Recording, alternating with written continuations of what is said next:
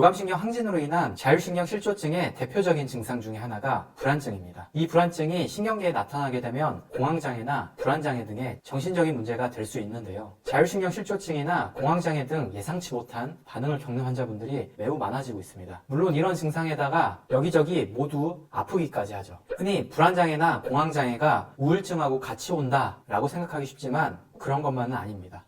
자율신경 실조증이 이런 공황장애나 불안장애의 원인 중 하나로 크게 지목되기 시작했습니다. 일반적으로 치료에 사용되는 항우울제나 신경안정제에 의한 치료로 증상이 잘 해결되지 않는 경우가 많은데요. 조금 더 자세히 보겠습니다. 정신건강의학과 학회에서 정의하는 진단기준 DSM-5에서는 공황장애는 불안장애의 큰 범주 안에 있습니다. 그리고 불안장애 안에 있는 공황장애의 진단기준은 다음과 같습니다.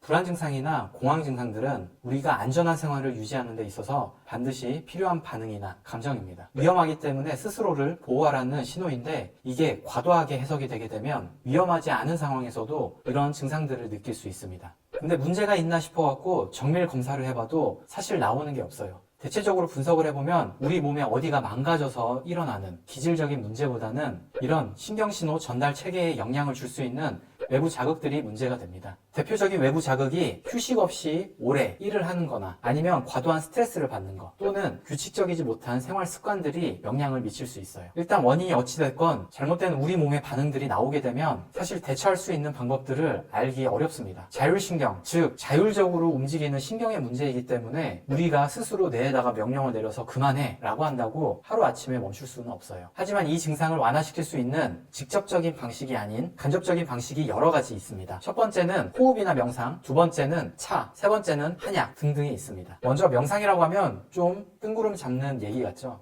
근데 어렵게 생각하시지 마시고 호흡이라고 생각하세요. 우리가 왜 화가 나거나 놀란 상태에서 가슴을 움직이면서 빠르게 숨을 몰아쉬잖아요. 이런 얇고 짧은 흉곽의 호흡들은 심장 박동을 더 빨리 뛰게 하고 마음을 더욱 불안하게 만듭니다. 그렇기 때문에 흉식 호흡보다는 배를 사용하는 복식 호흡을 하는 게 제일 좋아요. 숨을 들이쉴 때 배가 앞뿐만 아니라 양옆으로 확장될 수 있도록 부드럽고 길게 쉰다면 긴장이 완화되고 편안한 상태를 유지할 수 있습니다. 그럼 자율신경 실조증이나 불안장애 혹은 공황장애를 진정시킬 수 있는 복식호흡 훈련을 한번 해볼게요.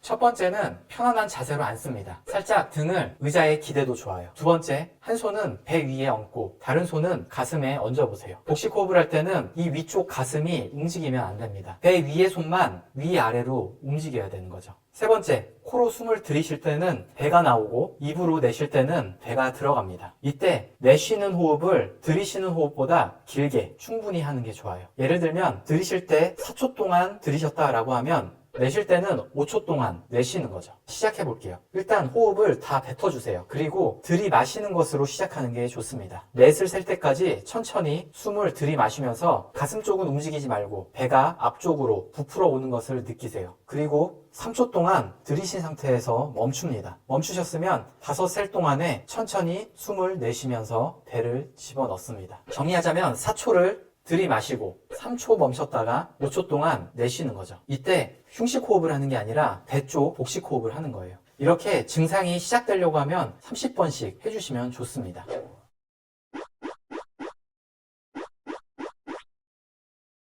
그리고 두 번째, 공황장애나 불안장애, 자율신경 실조증을 완화시킬 수 있는 방법 중에 하나는 차입니다. 흔히 차라고 하면 그냥 향긋한 거 모두 다 좋지 않을까라고 생각하기 쉬운데 사실 라벤더보다는 캐모마일 차가 더 도움이 됩니다. 라벤더 같은 경우는 조금 우울한 마음이 있는 분들한테는 더 도움이 될 수 있고 이런 불안 증상이나 자율신경 실조 증상이 있는 분들은 캐모마일이 더 좋아요. 캐모마일에는 신경 안정 효과가 있기 때문에 수면 보조제로도 널리 활용됩니다. 그리고 세 번째 방법, 한약 중에 평년이라고 하는 약재가 실제 교감신경의 과항진으로 발생한 각종 정신과 질환 등에 매우 많이 쓰이고 있습니다. 그 외에도 산조인이나 백자인, 용골, 모력, 원지, 합환피 등의 안신지제가 많이 쓰입니다. 네, 이런 증상들을 갑자기 앓게 되면 무섭고 두려운 마음이 들 수밖에 없습니다. 대부분의 환자분이 고립감이나 소외감을 느끼게 되는데요. 왜 나한테만 이런 증상이 있을까? 혹은 이렇게 평생 살아야 되나? 진짜 죽을 것 같다 라는 등의 잘못된 해석들이 계속 읽히게 되는데요. 그러다 보면 과호흡이 되기 쉬워요.